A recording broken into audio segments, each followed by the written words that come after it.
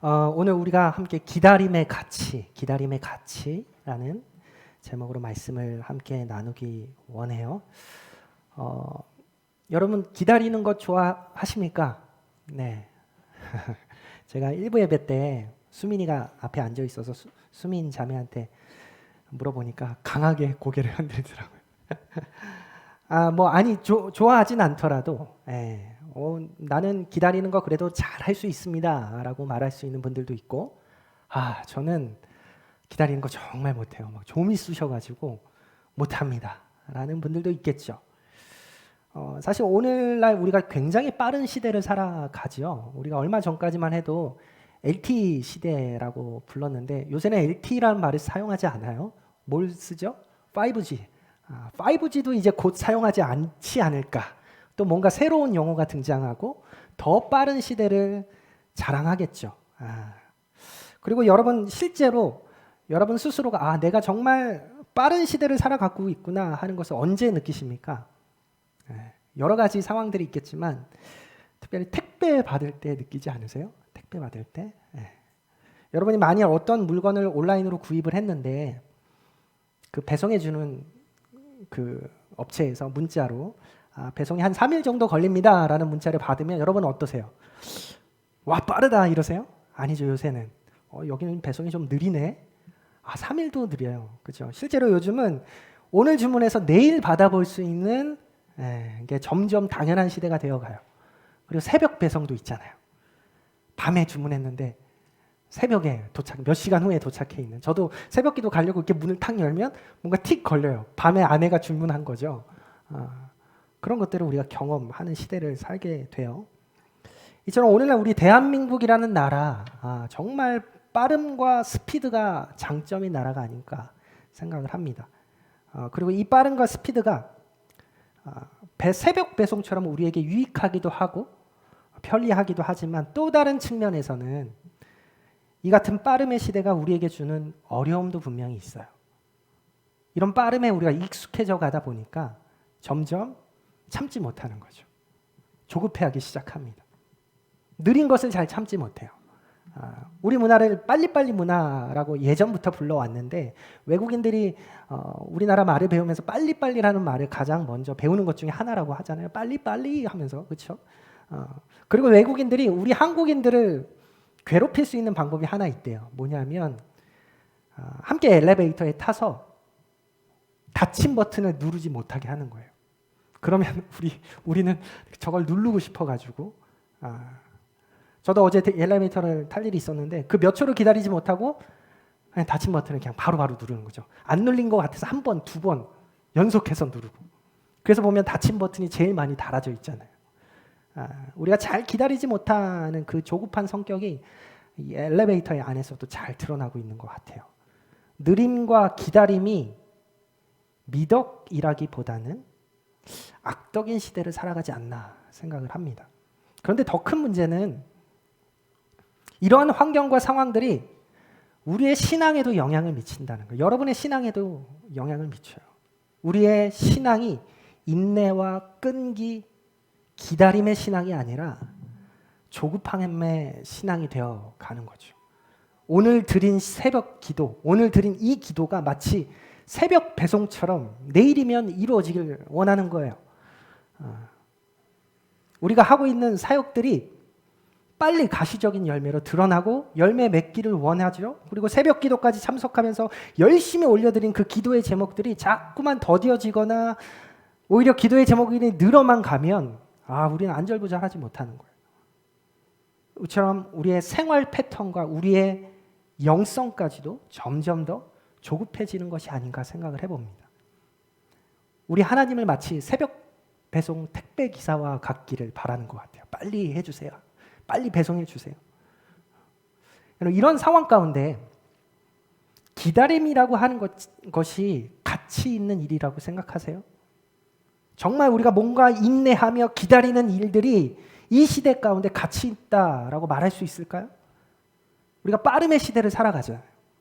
이 빠름의 시대를 살아가는 우리들에게 기다림이 과연 우리에게 어떠한 유익을 갖다 줄 수 있을까? 오늘 우리는 다윗의 이야기를 좀 살펴보려고 해요. 우리가 잘 알고 있는 이 다윗이라는 인물의 삶을 통해서 우리가 좀 기다림을 배워보기 원합니다. 특별히 오늘 말씀 제목처럼 기다림의 가치가 무엇인지, 정말 기다릴 만한 가치가 있는 것인지 이 다윗의 삶을 통해서 알아가 보기를 원해요. 자, 오늘 우리가 본문을 사무엘 하 2장 말씀을 읽었는데, 우리가 이 기다림을 배우기 위해서는 사실 이 다윗의 전반적인 삶을 우리가 좀 살펴볼 필요가 있어요. 우선 사무엘상 16장에 보면 다윗이 사무엘 선지자로부터 기름 부음 받는 장면이 나옵니다. 사무엘상 16장 13절 말씀, 우리 함께 읽어볼까요? 시작. 사무엘이 기름 뿔병을 가져다가 그의 형제 중에서 그에게 부었더니 다윗이 여호와의 영에게 크게 감동되니라. 사무엘이 떠나서 라마로 가니라. 지금 다윗이 사무엘 선지자로부터 기름 부음 받았어요. 여러분, 이게 어떤 의미인가요? 그렇죠? 이스라엘의 왕이 될 거라는 의미죠. 지금 현재 왕이 누구예요? 사울. 이스라엘의 1대 왕 사울.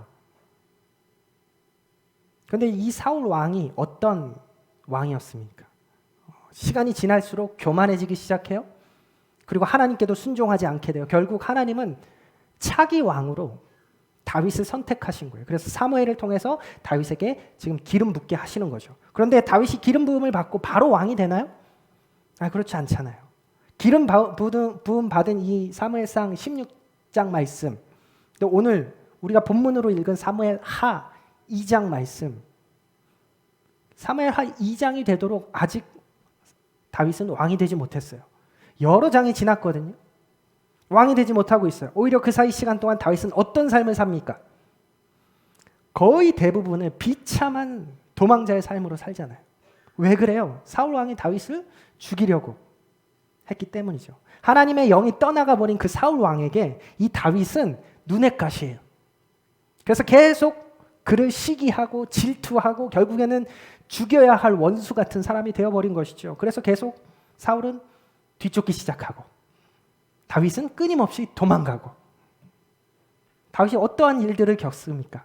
한 번은 사울이 던진 창에 큰일 날 뻔하잖아요. 그 가까스로 피해서 창이 벽에 꽂히는 일도 있었고, 요나단의 도움으로 가까스로 도망쳤지만 괜히 블레셋 땅으로 잘못 도망했다가 낭패를 보기도 해요. 왜요? 그 블레셋 땅에서 다윗이 잘못 들어갔다 어떻게 빠져나옵니까? 그 사건 아세요? 다윗이 거기서 미친 척 하잖아요. 이거 내가 여기 있다가는 내가 죽겠다 싶으니까 어떻게 빠져나가지 하다가 침을 그 수염에 질질 흘리고 막 손가락으로 문짝에 이렇게 막 뭐 쓰는 척하고, 제가 뭐 이렇게 흉내내지만 이거보다 훨씬 더 리얼한 미친 척을 누가 했다고요?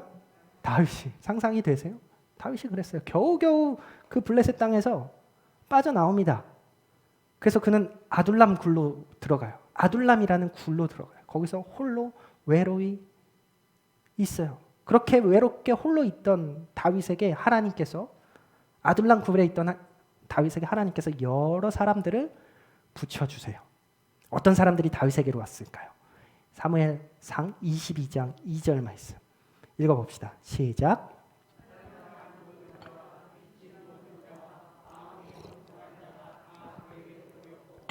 그는 그들의 우두머리가 되었는데 그와 함께한 자가 400명 가량.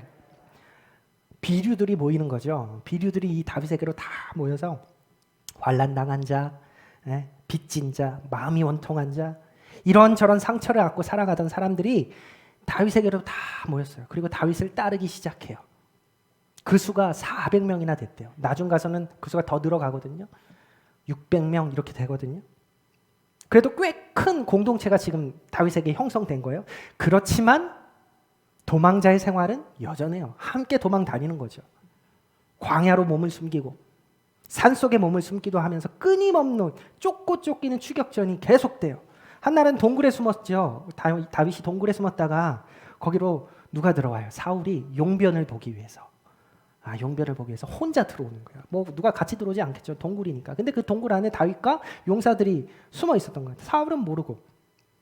그때 같이 숨어 있던 부하들이 뭐라 그래요? 다윗에게. 드디어 하나님의 때가 되었습니다. 지금입니다. 가서 처리하십시오. 그러나 다윗은 사울의 겉옷자락만 살짝 잘랐을 뿐 사울을 감히 죽이지 않아요. 또 한 번 자고 있는 사울에게 살금살금 다가갔던 일도 있어요. 사울의 코앞까지 간 거죠. 사울은 자고 있고. 그때 다윗과 함께 갔던 아비새라는 부하가 있었는데 이 부하가 다윗에게 뭐라고 합니까? 제가 처리하겠습니다. 두 번 찌를 것도 없이 한 번이면 됩니다. 그런데 그때도 다윗은 감히 사울을 죽이지 않고 머리맡에 있는 창과 물병만 가지고 돌아오잖아요. 여러분 이런 숨막히는 추격전이 계속 되는 거예요. 그것도 며칠이 아니라 몇 년 동안. 다윗은 사울 다음 왕으로 차기 왕으로 선택되어서 기름 부음 받은 사람이에요. 그런데 지금 왕이 되기는커녕 계속해서 도망다니고 목숨이 위태로운 추격전이 몇 년째 이어지고 있어요. 한 곳에 정착하지도 못하고 여전히 떠돌이 도망자 신세예요. 그러다가 결국 다윗이 용사들을 데리고 도망한 곳이 있어요. 이러다 진짜 안 되겠다. 한 곳에 우리가 가자. 어디로 가요? 블레셋 땅으로 가요. 블레셋. 이스라엘과 적국이었거든요. 항상 정쟁이 일어났던 그 블레셋 땅으로 도망을 합니다. 사무엘상 27장 1절 말씀. 우리 세번역 성경인데요. 앞에 세번역 성경으로 같이 한번 읽어보겠습니다. 시작. 다윗이 혼자서 생각하였다. 이제 이러다가 내가 언젠가는 사울의 손에 붙잡혀 죽을 것이다. 살아나는 길은 블레셋 사람의 땅으로 망명하는 것뿐이다. 그러면 사울이 다시 나를 찾으려고 이스라엘의 온 땅을 뒤지다가 포기할 것이며 나는 그의 손에서 벗어나게 될 것이다. 블레셋 땅으로 가는 거죠. 근데 여러분, 다윗이 지금 블레셋 땅으로 도망가는 일이 잘한 일일까요? 아니에요. 분명히 그것은 하나님의 뜻에 어긋나는 일이에요. 이 블레셋 땅 어떤 땅이에요? 다윗이 미친 척했던 땅이에요. 잘못 들어갔다가.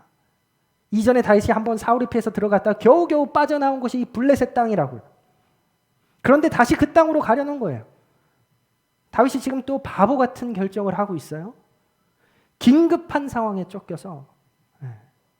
근데 왜 이런 결정을 했을까요? 그 힌트가 방금 읽은 이 말씀 1절 첫 줄에 있죠.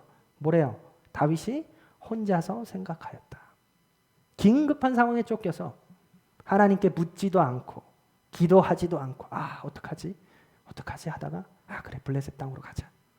혼자서 생각하다가 결정해버린 거예요. 그런데 여러분 신기하게도 다윗이 블레셋 땅으로 숨어 들어가자마자 사울 왕이 다윗 쫓는 일을 멈춰요. 왜 그랬을까요? 적국의 땅이잖아요. 그러니까 블레셋에 침입하면서까지 다윗을 찾을 수 없기 때문에 사울이 쫓는 일을 멈춘다고요. 어떻게 보면 거의 10년 동안 이어졌던 이 다윗의 도망자 인생 중에서 가장 안정적인 생활을 이 블레셋 땅에서 다윗이 하게 된 거예요. 정말 아이러니한 일이죠. 어리석은 결정으로 들어오게 된 블레셋 땅인데 그곳에서 가장 평안한 생활을 하기 시작해요. 그리고 그곳에서 다윗과 용사들이 정착해서 지낼 수 있는 마을도 주어져요. 어떤 마을이냐면 시글락이라는 마을이에요. 들어보셨어요? 시글락이라는 마을. 이제 그들은 그곳에 살면서 더 이상 쫓기지 않아도 돼요. 더 이상 굶주리지 않아도 돼요. 그래서 이 시글락 마을에서 다윗은 1년 4개월이라는 시간을 보내게 됩니다. 16개월. 그런데 그 기간 동안 성경 어디에도 다윗이 하나님을 구했다, 하나님을 찾았다, 하나님께 기도하고 예배했다라는 말은 등장하지 않아요. 다윗은 기도하지 않고도 하나님의 도우심을 구하지 않고도 안전하게 살아갈 수 있었어요. 시글락에서. 하나님을 전적으로 의지하지 않고도 보호막이 되는 그 블레셋의 도움으로 그는 평안했어요. 그러나 정작 그것은 다윗에게 정말 큰 위기였어요. 거짓 안전인 것이죠. 거짓 안전. 여러분, 다윗이 단지 이스라엘의 왕이 되는 게 하나님의 목적이 아니에요. 사울 왕의 머리 위에 있던 그 왕관이 단지 다윗에게로 옮겨져 가는 것이 하나님의 목적이 아니라고요. 하나님의 목적은 다윗을 하나님 마음에 합한 사람으로 만드는 거예요. 이걸 우리는 기억해야 돼요. 다윗의 스토리 가운데 하나님이 지금 어떻게 다윗을 내 마음에 합한 사람으로 만들어가고 있는지를 우리는 놓치면 안 돼요. 그렇기 때문에 지금 이 시글락이라고 하는 거짓 보호막은 무너져야 할 보호막이에요. 지금 다윗은 하나님을 굳이 찾지도 않아도 거짓 안전 속에서 그 어느 때보다 편하게 살고 있어요. 그래서 하나님이 이 거짓 보호막을 무너뜨리기 위해서 한 사건을 허락하시죠. 무슨 사건이에요? 바로 블레셋과 이스라엘이 싸우게 된 거예요. 전쟁하게 되는 거예요. 근데 지금 다윗이 어디에 살고 있다고요? 블레셋 땅에 살고 있잖아요. 그럼 다윗은 어떻게 해야 될까요? 두 나라가 싸운다는데 다윗과 용사들이 블레셋 편에서 전장에 출정하게 됩니다. 굉장히 애매한 상황이 된 거죠. 이스라엘 왕이 될 다윗이 블레셋과 편을 이루어서 그럴 수밖에 없는 애매한 상황이 되어서 이스라엘을 상대해야 하는 상황이에요. 근데 전쟁을 가던 중에 블레셋 군대 지휘관들이 막 모였는데 다윗을 알아보고 깜짝 놀라서 얘기하는 거예요. 아니, 다윗과 함께 지금 전쟁에 나가는 거리 말이나 됩니까? 이건 적을 데리고 우리가 전쟁에 나가는 겁니다. 지금은 우리 편인 것 같아도 전쟁이 시작되면 분명 다윗은 자기네 나라 쪽으로 붙어서 우리의 적이 될 것입니다. 안 됩니다. 안 됩니다. 이런 일들이 일어났어요. 그래서 어떻게 됐을까요? 다윗을 그 전장에서 그냥 쫓아내버려. 참여하지 못하게 해요. 다행이죠. 아마 다윗과 용사들도 다행이다. 그나마 다행이다 하면서 안도의 한숨을 내쉬었을지 몰라요. 그래서 다윗과 600명의 용사들이 전장에 나가지 못하고 다시 자기네 마을 어디예요? 시글락으로 돌아옵니다. 근데 돌아와서 보니까 자기네 마을 시글락이 어떻게 됐어요? 온 마을이 불에 타고 그동안 모아놓은 재산 다 빼앗기고 거기에 남아있었던 아내와 자식들이 다 포로로 남김없이 포로로 잡혀간 거예요. 전쟁에 나가 있는 그 며칠 사이에 그 짧은 며칠 사이에 아말렉 사람들이 이 마을에 시글락 마을에 쳐들어와서 쑥대밭을 만들어 놓은 거예요. 그 처참한 현장을 본 다윗과 용사들이 대성통곡을 해요. 대성통곡. 성경을 보니까 울 힘이 없을 때까지 울었다 기록하고 있어요. 여러분 울 힘이 없을 때까지 울어본 적 있으세요? 엄청난 슬픔이죠. 그들에게 그런 슬픔이 다가온 거예요. 그리고 결국 그 슬픔이 어떻게 돼요? 분노로 바뀌어요. 분노. 사무엘상 30장 6절 말씀. 어떻게 분노로 바뀌는지 봅시다. 시작. 백성들이 자녀들 때문에 마음이 슬퍼서 다윗을 돌로 치자 하니 다윗이 크게 다급하였으나 그의 하나님 여호와를 힘입고 용기를 얻었더라. 용사들이 너무 슬퍼서 울다가 분노로 바뀌어서 다윗을 돌로 쳐 죽이려고 해요. 그런데 그때 다윗이 어떻게 합니까? 노란색 글씨를 한 번 더 읽어볼까요? 시작. 다윗이 크게 다급하였으나 그의 하나님 여호와를 힘입고 용기를 얻었더라. 세번역 성경을 보니까 이렇게 기록해요. 그러나 다윗은 자기가 믿는 주 하나님을 더욱 굳게 의지하였다. 그 절체절명의 순간에 위기의 순간에 하나님을 붙들어요. 다윗이 하나님을 더욱 굳게 의지해요. 근데 여러분 너무 이상하죠? 뭐가 이상해요? 평안할 때 다윗의 기도는 막혀 있었어요. 1년 4개월 동안 다윗은 하나님을 찾지 않았어요. 그러나 시글락이라고 하는 거짓 보호막이 다 무너져 내리고 다윗이 의지하고 있었던 모든 것이 무너져 내리자 다윗은 다시 하나님을 굳게 붙들기 시작해요. 다시 한번 하나님을 향한 그 영적인 감각이 살아나서 그 위기를 이겨내요. 근데 우리가 이쯤에서 한 가지 또 기억할 게 있는데 지금 어떤 나라들이 전쟁하고 있는 거예요. 이스라엘과 블레셋이 전쟁이 일어난 상황이잖아요. 거기 같이 가려고 했는데 자기는 못 가게 되고 돌아오니까 자기네 마을이 그렇게 된 상황인 거잖아요. 그런데 그러면 그 전쟁, 이스라엘과 블레셋 사이에서 벌어진 그 전쟁의 결과가 어떻게 됐을까요? 이스라엘이 대패를 하게 됩니다. 블레셋이 이스라엘을 상대로 대승을 거두게 돼요. 그리고 사울 왕과 그의 아들 요나단의 다윗의 절친이었던 그 요나단이 그 전쟁에서 죽게 돼요. 전사하는 거죠. 다윗도 사울과 그 아들 요나단의 전사의 소식을 듣습니다. 그 소식을 들은 다윗 어땠을까요? 드디어 사울이 죽었구나 하면서 기뻐했을까요? 아니에요. 다윗은 전혀 기뻐하지 않아요. 오히려 다윗은 슬퍼해요. 우리 좀 생각해 볼 필요가 있잖아요. 다윗이 지금 10년이란 세월을 도망 다니고 고통당하고 있는 원인이 뭐예요? 바로 사울 때문이에요. 사울만 없어지면 모든 것이 다 해결되는 거예요. 그리고 실제로 사울을 없앨 수 있는 기회가 몇 번 찾아왔잖아요. 굴에서 사울을 만났을 때, 자고 있는 사울 앞에 갔을 때 충분히 기회가 있었어요. 그러나 다윗은 그것을 취하지 않아요. 왜? 다윗에겐 하나님을 경외하는 마음이 있었기 때문에, 하나님을 두려워하는 마음이 있었기 때문에. 하나님께서 사울도 기름 부어서 세우신 왕인데 내가 감히 내 손으로 그 하나님이 기름 부은 사람을 처리할 수 없다. 하나님을 두려워하는 마음, 하나님을 경외하는 마음이죠. 하나님의 일을 하나님의 방법이 아닌 사람의 방법으로 하지 않겠다라는 그의 결연한 의지예요. 마음이에요. 근데 지금 사울이 전쟁터에서 죽었어요. 자기가 죽인 게 아니라 전쟁 나갔다서 사울이 죽었어요. 좋아해도 괜찮아요. 기뻐해도 괜찮죠. 그러나 다윗은 기뻐하지 않아요. 오히려 슬픔의 노래를 지어서 부릅니다. 사울의 죽음 앞에서 어떻게 다윗이 기쁨의 노래가 아니라 슬픔의 노래, 애가를 부를 수가 있을까요? 사울이 다윗을 얼마나 미워했어요. 얼마나 증오했어요. 얼마나 죽이려고 안달을 했어요. 그런데 다윗은 이런 철천지 원수의 죽음 앞에서도 여전히 사랑의 사람으로 서 있어요. 오랜 기간을 기다리며 견뎌온 이 다윗의 광야 생활이 다윗을 크고 넓은 사람으로 만들어준 거예요. 어쨌든 드디어 사울이 죽었어요. 그렇다면 이제 다윗이 해야 할 일이 무엇일까요? 뭐 슬퍼하는 것까지는 오케이. 그러면 다윗이 바로 해야 하는 일이 뭐겠어요? 거침없이 사울의 왕궁으로 달려가서 사울의 잔당들을 소탕하고 자기가 이스라엘의 왕이 되었다고 이제 선포하면 되는 거죠. 차기 왕이니까. 이스라엘은 이미 전쟁에서 대패했기 때문에 군사들의 사기는 떨어질 대로 떨어졌고 군대의 사령관들은 지금 뭐 이리저리 우왕좌왕 하고 있을 거고 이스라엘 백성들은 사울이 죽었으니까 자신들을 이끌어줄 강력한 리더십을 요구하고 있을 거예요. 그러니까 다윗이 그 혼란한 틈을 타서 내가 그 강력한 리더다. 나를 따르라 라고 선포하면 되는 거예요. 그러나 다윗은 또 그렇게 하지 않아요.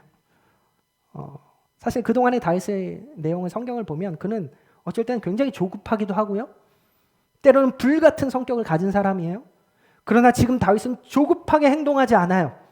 오히려 정반대로 행동하기 시작합니다. 드디어 오늘의 본문까지 왔습니다. 오늘의 본문 사무엘 하 2장 1절의 말씀이 이어지는 말씀이에요. 다윗이 어떻게 행동하는지 한번 봅시다. 2장 1절의 한 말씀 읽어볼까요? 시작. 그 후에 다윗이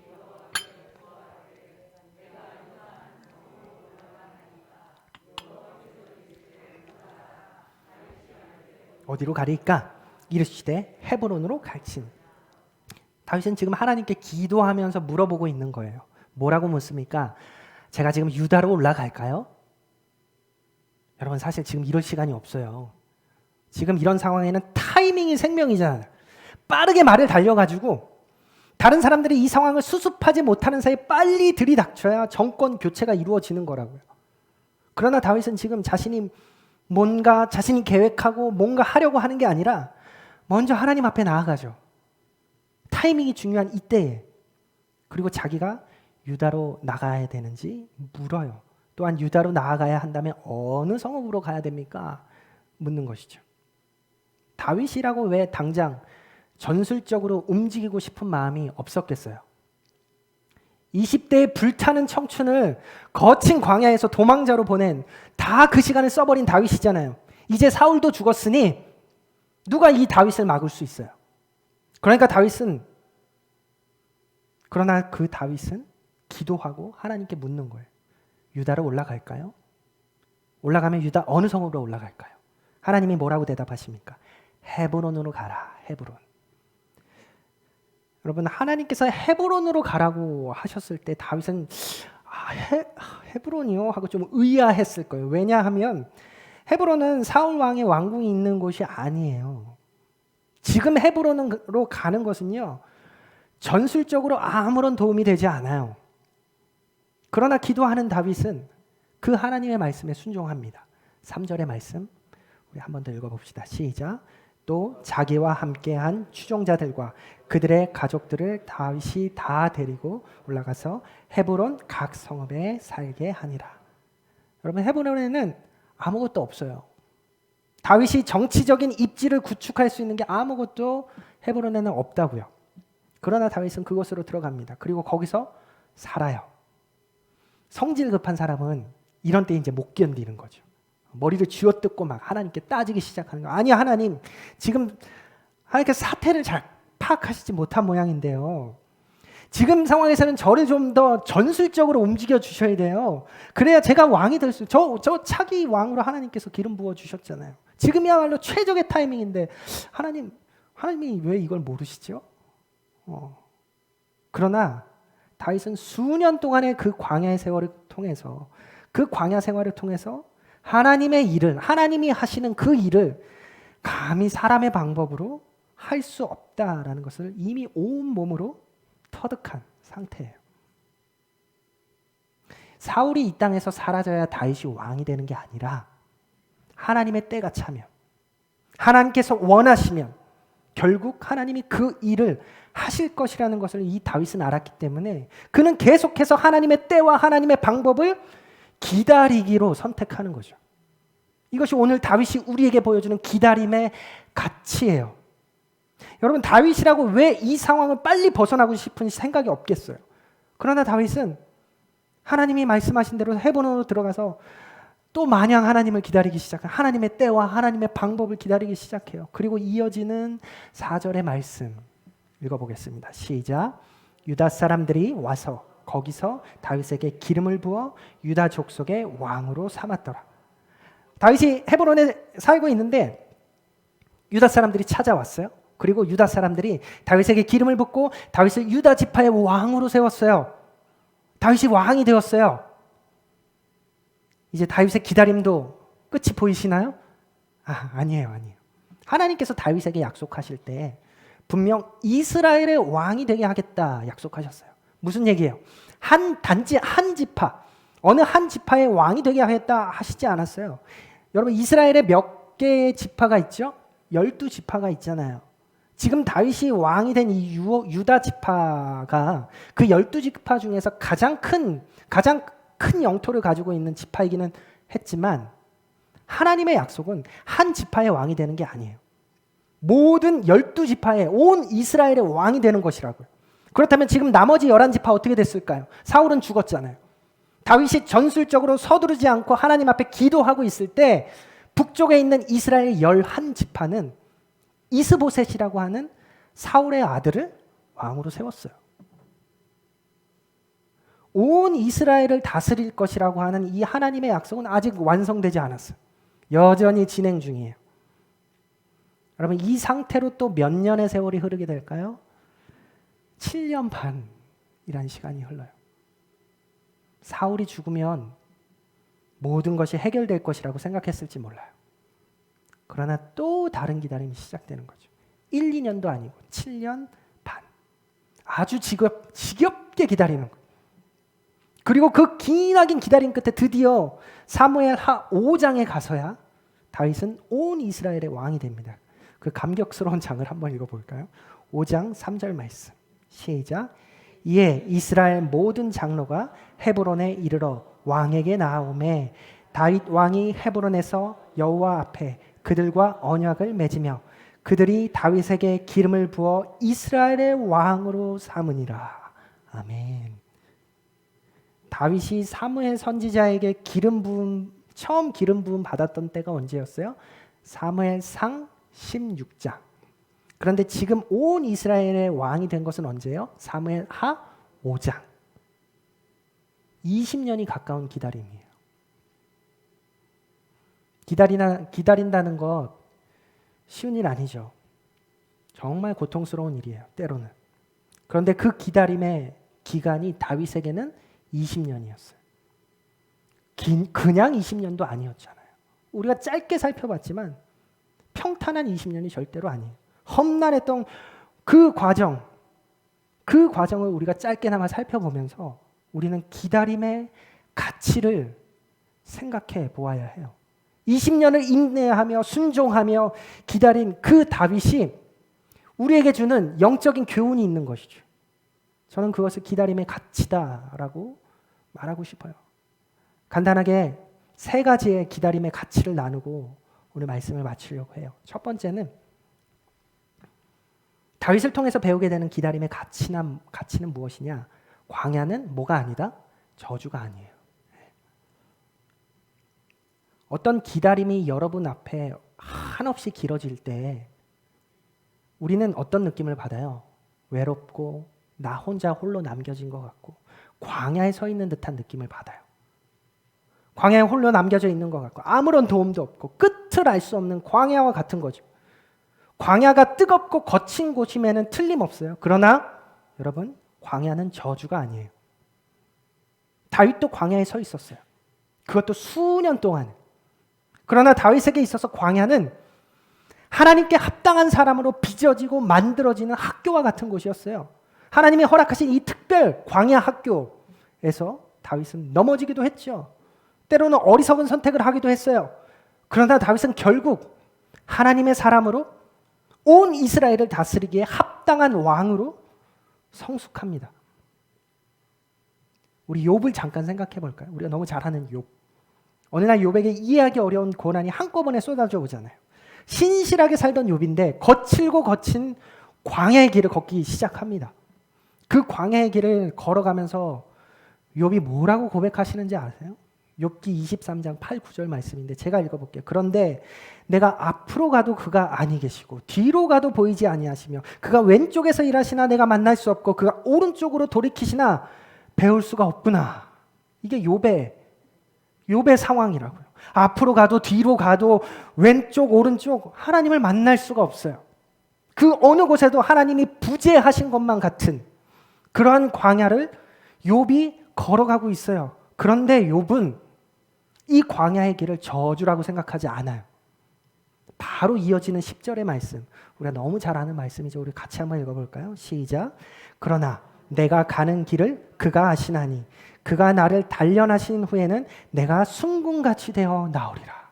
이게 욥의 고백이에요. 광야 한가운데 서 있는 욥의 고백이라고요. 어디에도 하나님이 계신 것 같지 않은 고난의 길, 광야의 길을 걷고 있지만 욥은 그 상황을 절대로 저주라고 생각하지 않아요. 오히려 자신은 이해할 수 없는 이 광야의 길을 나는 이해할 수 없지. 내가 왜 이 한가운데 있는지 이해할 수 없지만 누가 아신다? 하나님은 아신다 고백하죠.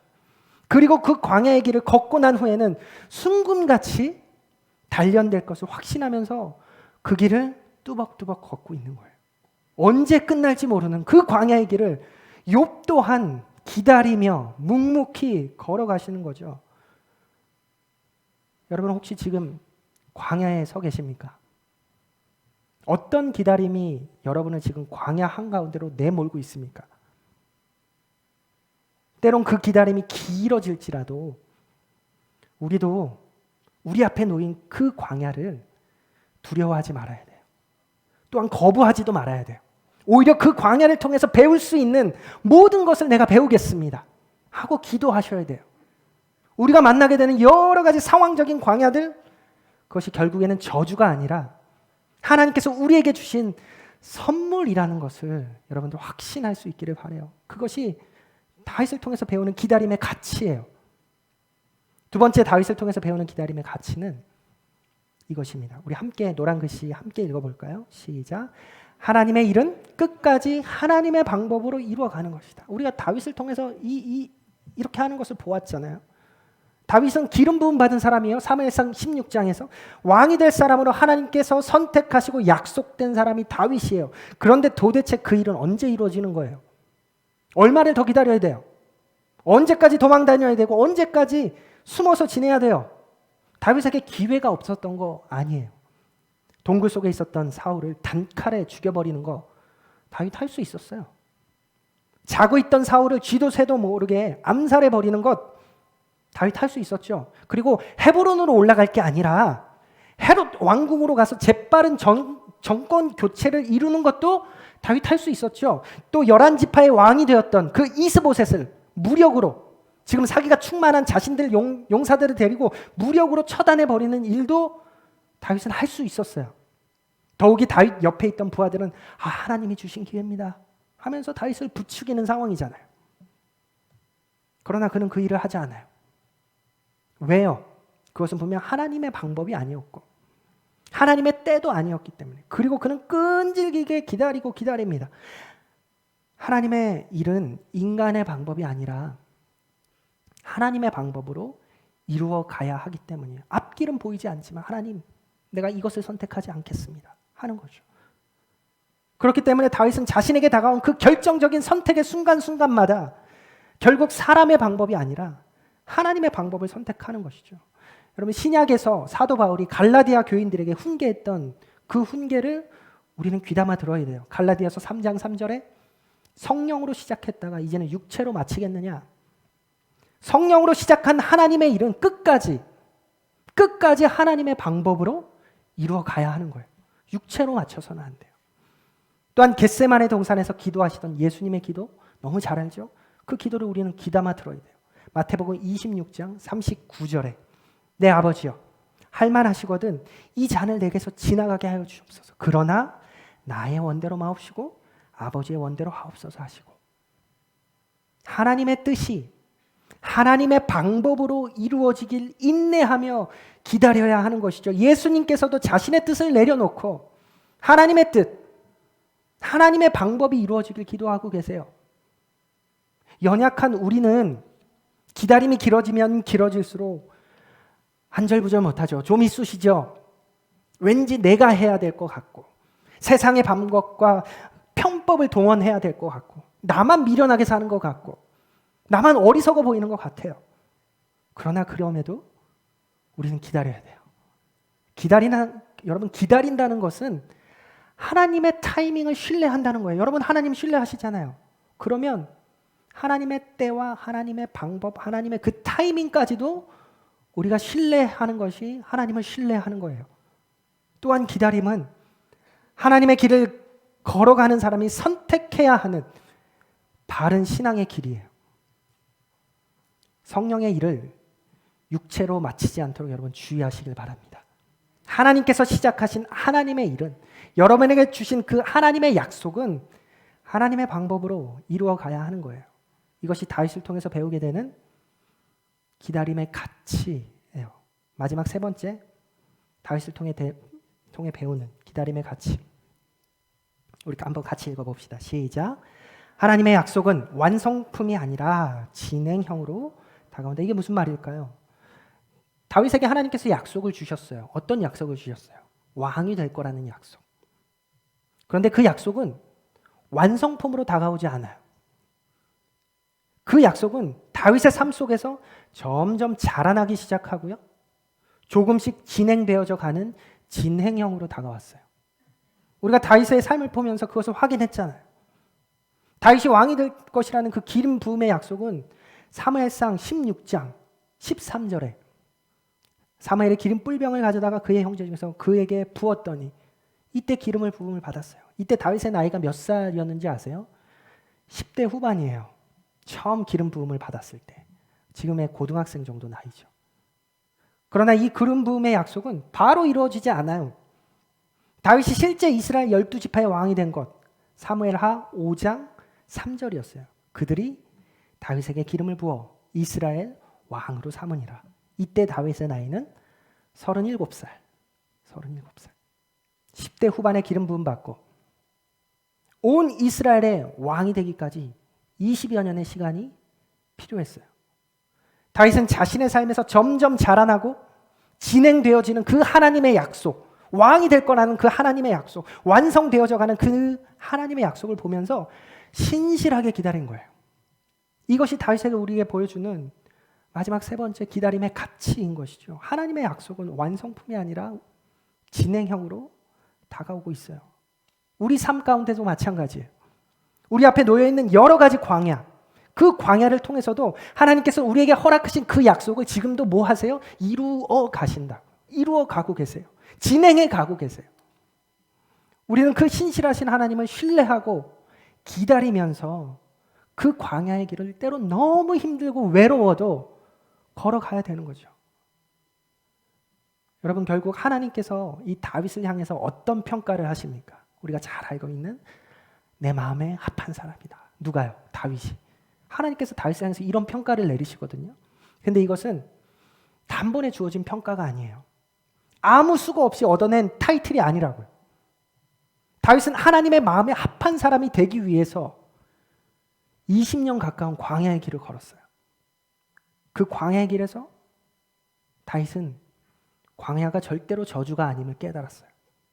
광야에서 오히려 온 이스라엘을 다스리기에 합당한 선한 왕으로 다듬어지고 성숙되어져 가는 다윗이었어요. 또한 그 광야의 길에서 하나님의 일을 끝까지 하나님의 방법으로 이루어가는 것을 배웠어요. 자신이 처리할 수 있는 충분한 기회가 그에게 여러 번 있었지만 그는 그것을 취하지 않았어요. 그리고 하나님의 방법으로 그렇게 다윗은 하나님 마음에 합한 사람이 되었어요. 또한 그 광야의 길에서 다윗은 완성되어져 가는 하나님의 약속을 바라보고 신뢰하면서 그 길을 걸어간 거죠.